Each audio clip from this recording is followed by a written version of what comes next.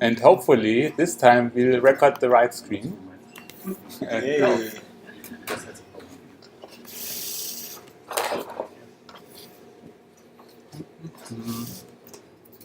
Hi everyone. Works. Hi, my name is Victor. I am a developer here at Bonnie for the last 3 years. And today I'm going to entertain you with a talk about Redux in iOS. And of course, unidirectional flow. Quick agenda for today. I'm going to do an intro to Redux. Then I'm going to talk how to integrate it into your iOS project and some conclusions and takeaways from my experience of using it in a production project. To make it more useful for everyone, let's do a quick round of hands. Who of you have heard of Flux? Well, that's quite a lot. Cool. Who of you have heard of Redux? Great. I would say it's half. All right, I'm going to do intro anyways, because we have to get familiar with concepts. But I will make it quick and then go straight further to the fun part, which is code snippets and so on. All right, so model view controller. You all know this stuff, and you probably know the problem with it. Well-known one, it's the controller here, and the problem is that it gets messier with time, right? The other thing is, okay, let's go forward. So that's an alternative to that, which is Redux, and you already see it's completely different, but not going into details. Let's take a look at just errors. So you see it's already this unidirectional flow. What does it mean? It means, let's go back to the previous slide and see the difference, right? Here, if you are coding in some particular class, you could probably be, where did I come to here? Where did I go from this place, right? So you have to understand the code, you have to understand the flow. With unidirectional flow, you don't do that. Here you are in some specific place, right? And you are pretty sure. If it's, let's say, store, I just came here from an action, right? And where do I go from here? It's going to be view. Just very simple idea of it. So unidirectional flow makes it more readable. Now let's talk a little bit about concepts here. So first one, it starts with an action. Basically, action is a very dumb thing. It's just an intention to do something. It can be a string or a num. It's super simple. Just we want to do something, right? Then it comes to the store, which has app state. App state is the data structure which contains all your application state. All of it. Then we have state distributed to the observers. In this case, this is view. So your view gets notified when your state changes. That's how it works at a glance. Let's move forward, and you might wonder how magic happens in this store, how we get a new state, right? So it works with reducers. I'm gonna do it super quick, and you will understand it when it comes to the code. So basically, you have an action, you have intention to do something, and this intention changes your state. How it works? It works with reducers. So there is some function which changes your state and generates a new one. That's one of key components of Redux, reducer. It's a pure function. It takes as input action and a current state, and it generates a new one. That's it. That's all it does. And thanks to its functional nature, it's testable and it's supposed to have no side effects. Okay. The idea of the Redux and basically the idea is that UI is a function of state. Everything what happens to your UI is just function of state. It just reflects on your state change. You update UI whenever you update your state object. That's how you update UI, by changing your state object. If you think about it, in Redux, that's the only thing you do. Everything you do, you just change your state object. And your app reflects to that change. That's it. If you think about it, that means at any moment in your app, you know the whole state of your app, right? And the state is just a data structure. So that means we can simply save it. That means we can also save it whenever it changes, so that we can have a history of state, history of how we change the state. This allows to do pretty cool thing, which is time traveling. Let's see if this thing works. That's just a quick demo. That's how you go in the future, and that's how you go back in time. Because if at any moment you have a state, and you can save that state, that means you can easily switch between states. And if you change your state to the previous one, to the one which was a minute ago, you can easily have a UI from that. That's the beauty of Redux. Just quick introduction to the idea.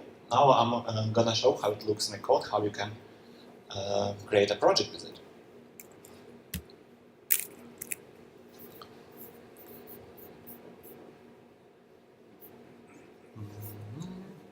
Does it work?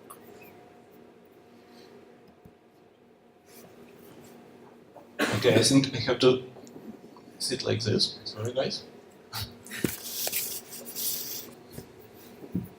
All right, so that's a demo project, which is super simple. Yeah. Good point. Yeah, like that. All right.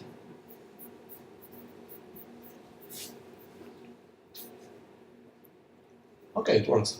So this is the app, which simply increments count. That's it. Okay. How does it work? Let's start from the app state.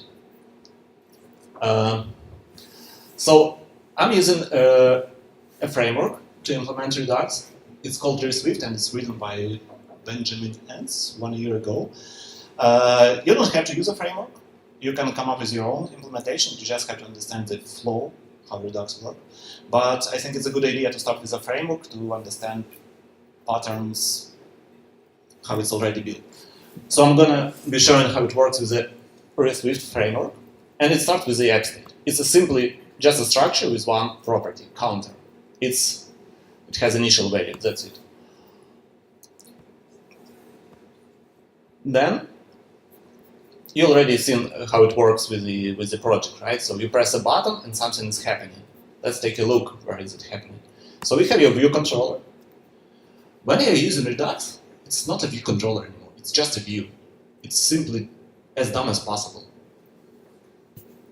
You have an IB action when you press a button. What we do, we dispatch it to the store.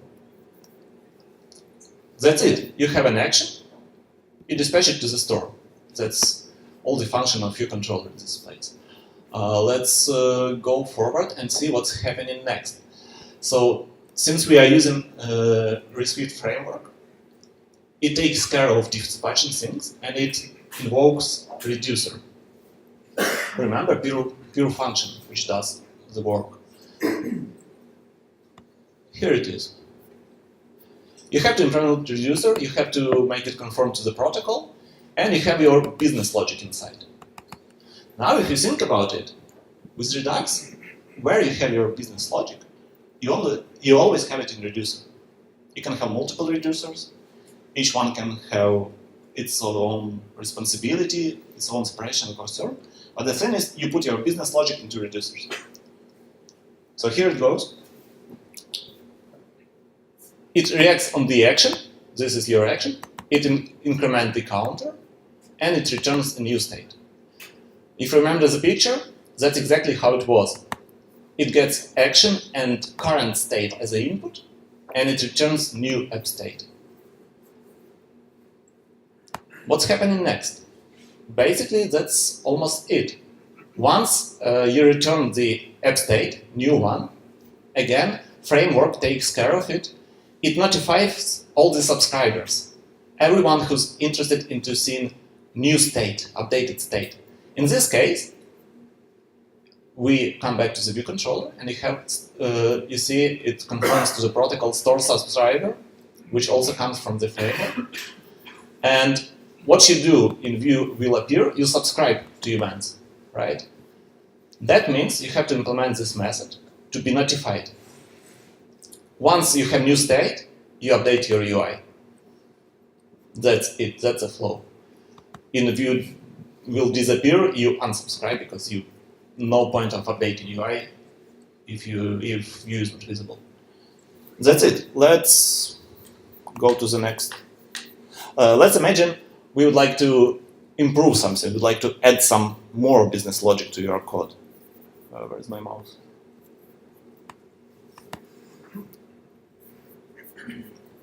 Okay. We go to the app state and we add a label. Maybe I should run it to see what I'm talking about.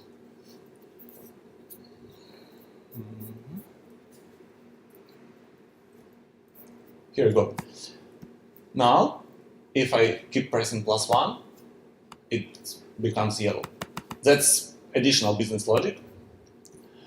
So how do you implement that? You introduce another variable in the app state, right?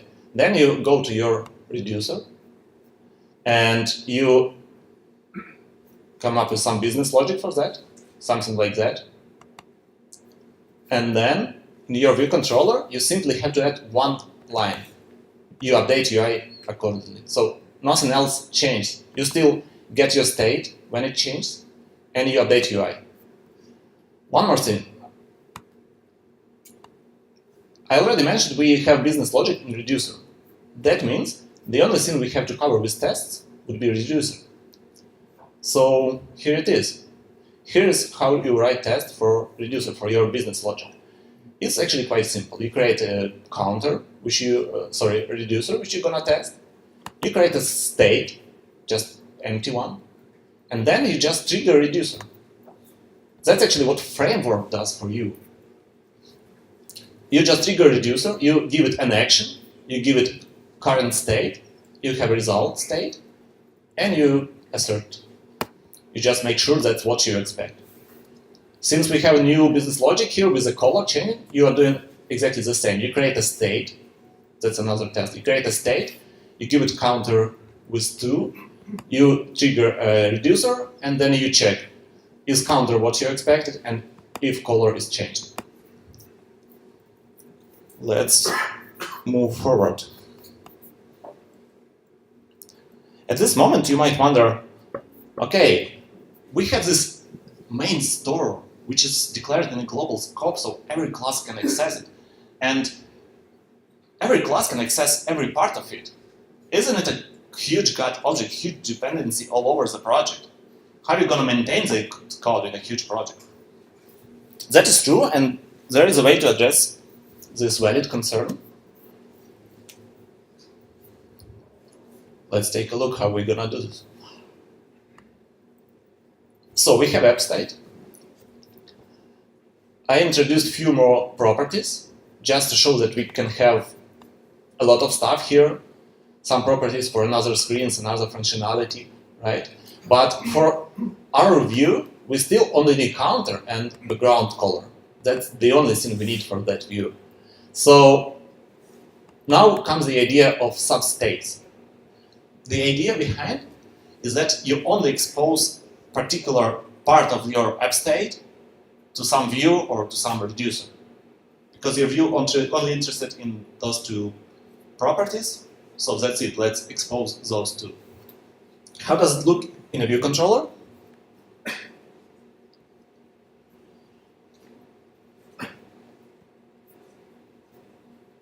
That's the syntax which comes from the framework. With your own implementation, you can make it differently, but idea is exactly the same. You still subscribe to the updates of state, but here you list the properties you are interested in. So you are not you don't really care about every tiny change of the app state. You only care about change of those two properties. So you subscribe to those two. That's the only change in the view controller. And exactly the same rule applies to the reducer. Let me go back to the app state. So again, this is your protocol which describes substate, just only slice of your state. In the reducer, everything is changed now so that it only knows about your substate. It gets it as a parameter and it returns the substate. All right? Code is exactly the same, but now reducer is agnostic of the whole app state. Okay. Where is my mouse again? That's it for the code demo. I think at this moment, if you, we still have third part of the presentation, which is conclusions and some takeaways. But if you have questions about code, shoot. Yeah, thanks for that, for the demo and for the presentation so far. My question is, the app state is right now a struct. Yes. That means it gets copied all the time. No. I mean, It's not get copied. You never press it. so it's a value type. So every time you call a function with it, you get a. If you are talking about reducer, then yes, of course. That's actually the idea of it. It's a struct and it gets copied. Reducer gets a copy of it, does its own manipulation according to the business logic, and return a new one. So at that moment, you exchange the old one with a new one. Yeah, but that means if the state is really big, you have a lot of memory consumption and copying back and forth, and that probably gets really slow. That's a valid question. If state is huge, it comes with overhead. But the thing is, just a second. The thing is, in your app state, you don't have to necessarily keep every single image or huge data pieces or some tables from database. You don't do that. For instance, if you have an image, what you keep in your app state, you keep an URL to it. And you have some caching class so that you can easily restore your current app state by what you're having in the app state struct. So it's supposed to be still more or less small. Yeah, maybe let's do the Q&A round. I just want to say, Swift is very quick about copying structs because it only copies on the right. So if you don't actually use the other struct a lot, then it will not copy anything in the array. So even though it says it copies, it only copies when it's really necessary. So yeah, but in the Swift workshop we also talked about this just recently. So it's actually like if you measure, it's also a stack copy, which is almost free. Yeah. There's no invocation. Okay. More questions about code? And another thing to add, that's basically the idea of functional programming, of pure functional code, that it shouldn't produce side effects and produce new data structures with every use. Yeah, that's correct. If you would use a class instead of struct, that means your pure function remains a reference to the somewhere else, can change it, can break something. That's not how it's supposed to work. You get a state, you have a copy of it, you change it, you return it. So your app state is updated. Thanks for the talk. I want to ask you how you handle animation or transition between views, where all this logic will fit in another user or in the view, because for native transition is okay, but it involves more logic. It gets tricky with animation. So the question is how you handle animation, and if I understood you, how you keep your animations in the app state. Is that correct? Complex animation has transition animation. Yeah, that's where it gets tricky. It's still possible to keep in your app state things like animation started and animation finished. You can do that, but it will come with some headache. Navigation state, though, handled quite well with this framework. It already supports navigation stack, so that you can simply keep in your state whether you are in this on that view controller and how did you where did you come to it. Okay?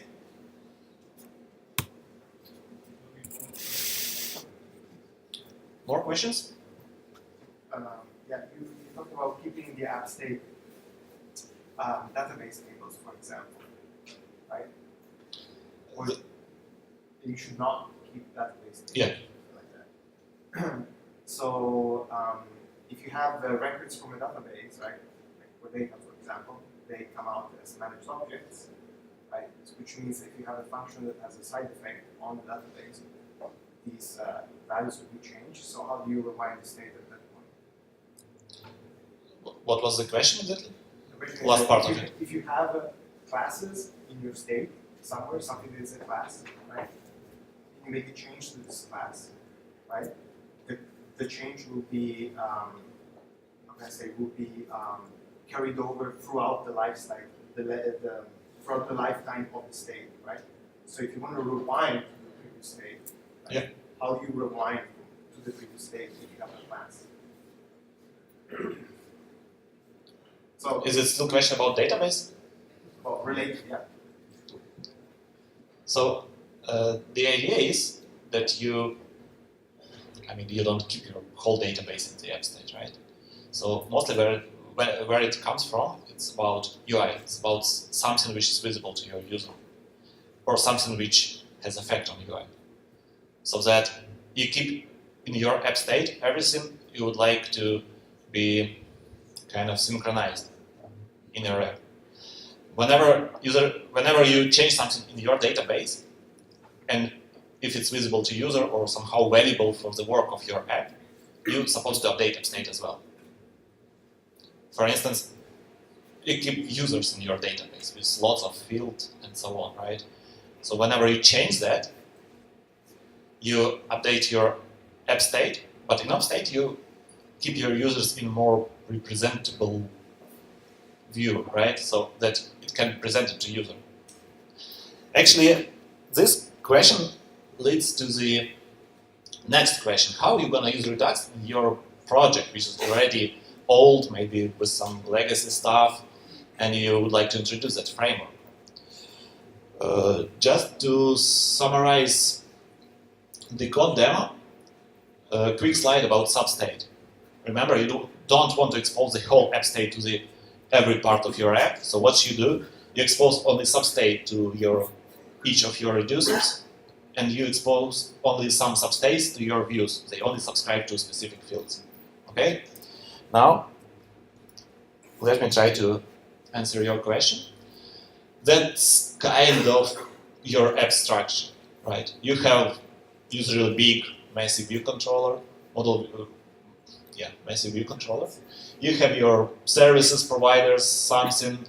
Usually you have singletons in reality. You have database and network, and when it comes to Redux, it's somewhere here. And why it's that big? And notice that view now is really thin.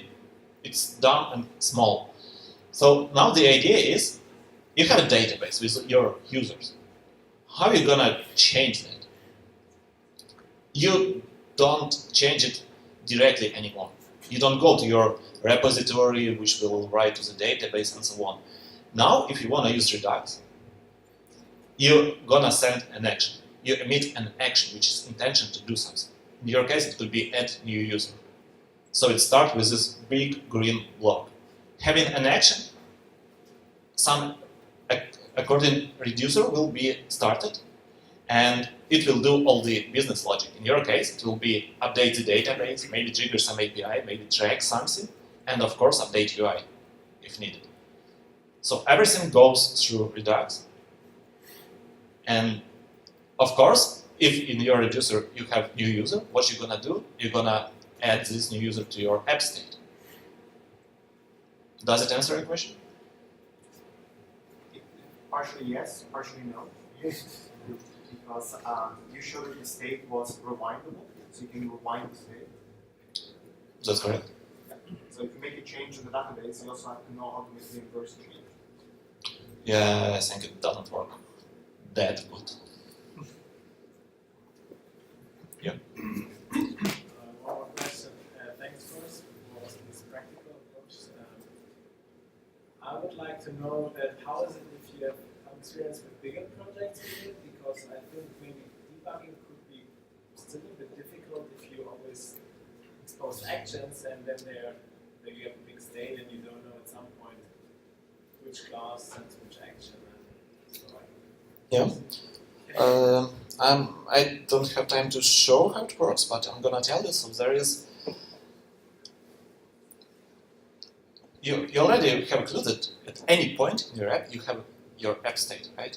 And you throw in actions. So each reducer that you have gets triggered whenever you have new action. It invokes all the reducers.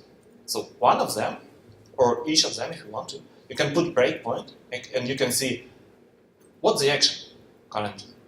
Or you can put a breakpoint for a specific action and see, here you go. You can print it to log or something.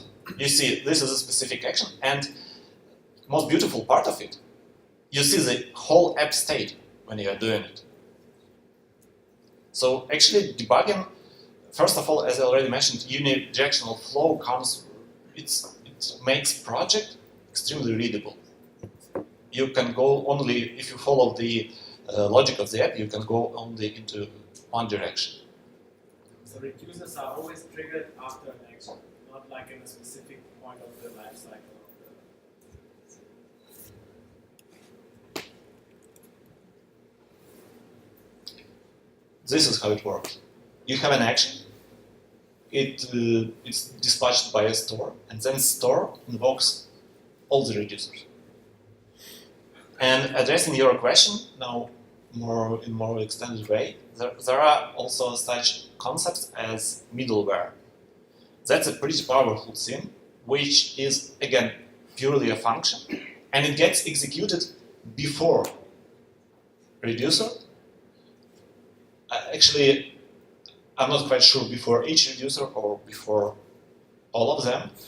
It's executed, and that basically means that you have some place in the code where you see, okay, now we have the current state, and we're gonna start executing reducers. You can print an action, or you can debug an action. You can see current app state. Then reducers, all of them are executed. All of them are done, and you again have the middleware. So you can again print an action and the app state. So it makes it quite debuggable. You will see the action is add user.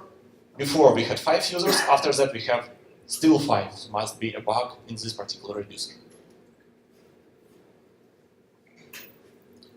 Okay, maybe I should go on with the talk. We just have a few more slides, and then if you have more questions, I'm happy to answer. So,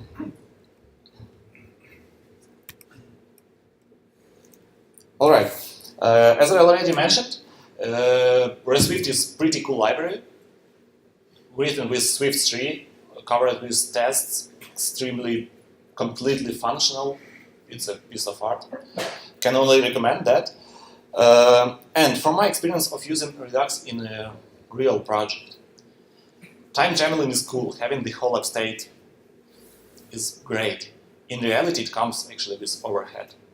In reality, and here in Boneyard, we are using Redux actually in 3 projects. One is web frontend, second is React Native project, and third is native app, native iOS I'm working on. So we implemented this version of Redux, iOS version, in the native project. And in reality, I didn't keep all app state in app state data structure. I only kept the things which are available for the whole for the life cycle of the whole app. For instance, whether the user is authenticated or not. Things like that. That's just my experience. There are some pros and cons with the framework and Redux itself. let's start with the good stuff. So, unidirectional flow makes it really readable. The whole thing doesn't matter. You use the framework or you write your own implementation. It will be completely functional, which makes it testable and hopefully no side effects. If you remember the picture, it comes with really good separation and concern. You have your view, and it's not a massive view controller, something, how it usually with Apple, right? Now it's just a view. It's just a view which get notifies when something changes and updates. You remember action. Action is just the declarative way to explain your intention. We're gonna do something. You don't have to test it, there is no code inside. You have a store. A store has an app state. Just one, single one. Obviously, it's concerned to have to keep the state. And of course, you have reducers. You have multiple reducers. For each purpose, you have its own. You have, for instance, for working with users, you have some users reducer. For authentication, you have another one. For every another topic, you have another one. So it comes with a good separation of concern. In my experience, our current native project is written with Viper. I want to say completely, actually. And surprisingly, Redux works pretty fine with Viper. It's not part of this talk, but if you are interested, just find me here afterwards. And some cons. The framework I'm referencing to, Swift, is written by one guy 1 year ago. Documentation is not always updated, and so on. It's a really new technology in iOS. And as I already pointed out, AppState is a God object, it's anti-pattern. It's accessible from everywhere, so you have to really do your best to split it to some parts and keep track how much you expose this AppState to another parts of your project. What else? We don't have much time, right? 5 minutes. Okay. From my experience, when it can be useful? Obviously, for apps with lots of global states, such as games or, I don't know, apps where you have some state which is supposed to be updated in every view. Did it ever happen to you that you are using iOS app, you are changing something on one screen, you go to another screen, and then it's not updated? Like you are adding something, you are pressing back, and then screen is not updated. It happened for me a couple of times. That's something which will never happen with Redux, because you change your app state, all the views will be updated. As you already saw, the history of change and time traveling, basically, if you are doing something like Microsoft Word but on iOS and you need undo and redo buttons to go back to the previous state, that's what you can do with Redux, pretty simple. If you think about it, everything you saw, actions, store, reducers, views, and so on, everything is asynchronous. The only place where you should be synchronous is when you have a new state and you update your current app state. That's the only thing that should be done in a thread-safe manner. Everything else is asynchronous. The whole approach is, by its nature, asynchronous. So it's super easy to work with async stuff. And imagine if you are using the app and you have requirement for user, if user closes the app and starts it in 2 weeks, we would like to put user exactly in the same place where he was to kind of restore his session. How are you going to do it with Viper, MVC, MVVM, and so on? It becomes super tricky. With Redux, it becomes a piece of cake. Just save your state, put everything to your app state, and save a history of it. Then you start the app, you simply restore the last state of the app. I think that's it. You can find presentation on SlideShare. You can find some links about Swift and Redux in general. There is this talk from the guy who wrote the Swift framework. I can only recommend it. It's a piece of art. Great talk. And my contacts if you want to keep in touch. Questions? Question back there? I have a question about the state. You say that states are global, so everybody can access there, right? Wanna use the mic? Do you hear me? Okay, so you say that the states are global, right? So everything can get an access to it. And I have a question: what happens if like several view controllers will try to stay in the same state? To change the same state, like how you implement this, like one by one concurrency. So that one of my ideas of the whole Redux approach. You don't change your state. Think of your state as a mutable thing. You never change your state. What you do, you only send actions. You emit an action which identifies your intention to change the state. Then reducer will start. As we already clarified, reducer will get a copy of the state because it's a struct. Reducer will apply business logic to it to get a new state. And then that's the only synchronous part in this whole thing. When you have a new state, it will exchange it. Does it answer your question? Again, you don't change your app state from view controllers. From view controller, you send an action, a synchronous action. And again, from your view controller, you send an action and then you wait. You wait for a new state. From one controller, right? But that doesn't know it. From one controller, you send this like action, and then this view controller will change a state, let's say A. And then another controller doesn't know anything about that controller A changing the state. So can also potentially like get a copy of that state and change it. How do they like synchronize in the end? You send an action, and second the controller also sending another action. Both of them are executed and state is changed. It's going to be on a serial queue. Yeah, I guess that has something to do with that. Everything except the view part is async, but the view part is synced. Actually, yes. When you get a new state update in a view, you explicitly in the main state, it was in the code actually, in the main thread, you update your UI.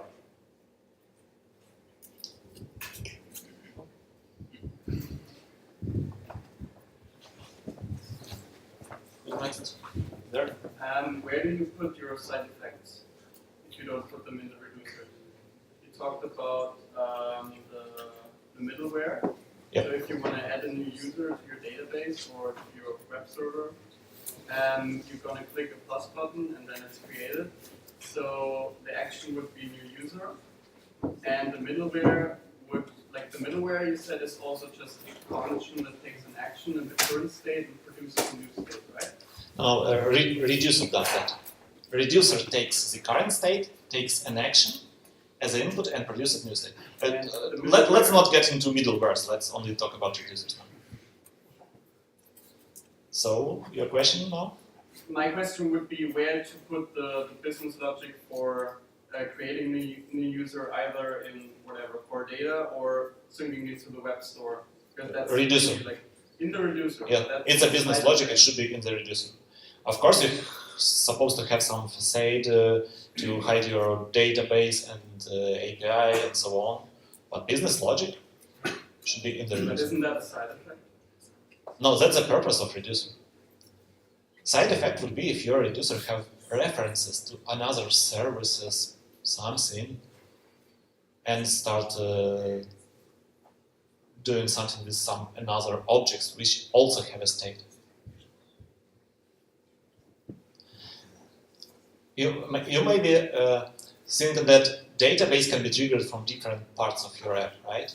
But the idea is you always now if you are working with your users, you have users database, right? And you want to change it somehow. All your classes and projects should do this via actions, not directly to the database, just via actions. So basically the reducer is the only object that has write access to the app state, correct? Logically, yes. Okay. And isn't then the reducer, is it handling every action that can happen in the app, or can you somehow split it up, because otherwise I think you would get a giant reducer object? In my example, reducer does everything, and that's how it's supposed to be, but in reality you have 5 years or 10 years project. Okay, not 10 with iOS. But the idea is you have users, you have authentication, you have, I don't know, deals, whatever, and other entities. How you start introducing Redux into your project? You take one screen or one feature, and let's say this feature will be users.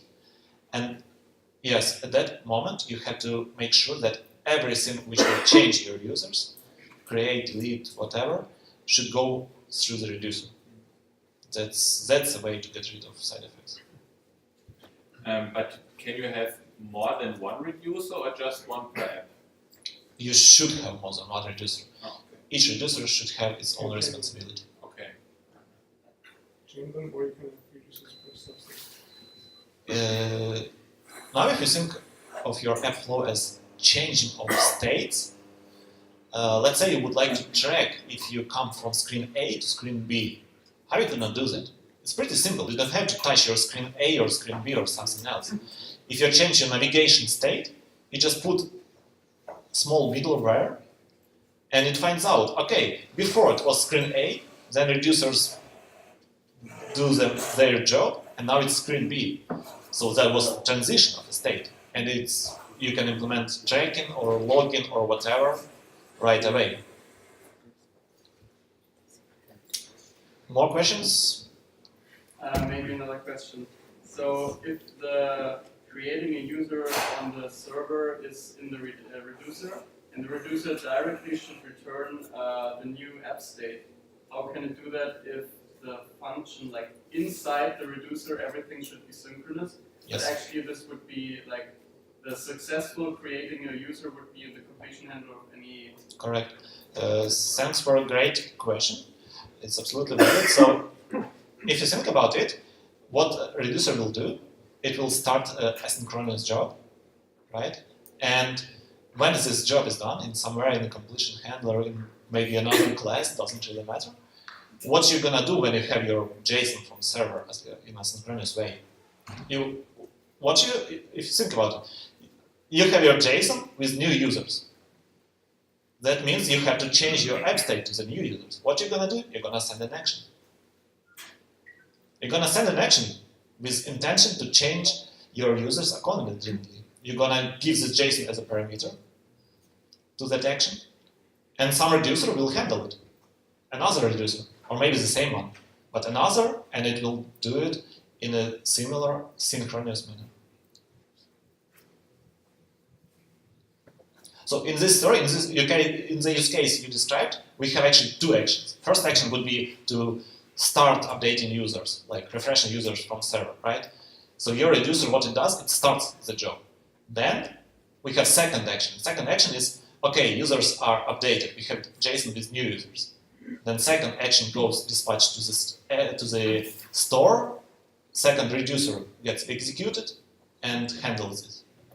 And would the first reducer return the same app state that it got in? No. Depends on what you want. It can be either same state, because you still have same users, right? But what can change is actually you are now in the refreshing users mode. That you can save in your app state. Yeah. I think we don't have time for more questions now, but I will stay here. One more. Shoot. Let's say yes. Just maybe I missed something, but what is the idea behind having just one global app state rather than maybe smaller states? Let me answer with a picture.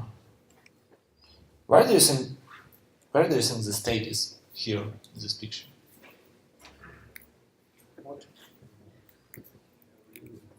I hear model, something else? No. In my experience, it's everywhere. In my experience, state obviously in the model. It's definitely in the view, because you have some labels, backgrounds, whatever in your view. And sometimes in projects where more than one person works on, you have state in your controller. And eventually you have code which has to handle all of it. It has to check what's in the model, what's in the view controller, what's in the view. You have to implement logic to deal with that state. So what Redux does is addressing that issue and trying to have one source of truth, one single app state. I understand that this is like the extreme of it, but Yep. you could have somewhere in the middle where you have like states. No. No. You never have another state. You remember, middleware and reducers are purely functional. You get state as an input, you return it as an output. You never keep it. I agree too. Okay, maybe I rephrase like you have like usually like several features in your app, right? Yep. So you could have state per feature rather than a global state for the whole app. So your question, is that better? I'm asking you like why I mean if I want to implement right now in my app this, then my app state will be huge and won't work for me. Yeah, so two things about that. You don't have to put every tiny part of your app state into the app. In a classical Redux, you have to do this. You will have everything, but in my experience, don't do that. Only keep in app state things that matter for the whole app. That's first. Second, you can actually have kind of its own store for each component. And then you will end up with Flux. That's exactly what they do in Flux. For each component, they have the whole unidirectional flow. They have store, action, and so on and so on. That's just another pattern which is broadly used in React.js. And Redux actually is kind of evolution of it, for good or bad. Okay, I'm sure there is plenty more questions. So, round of applause.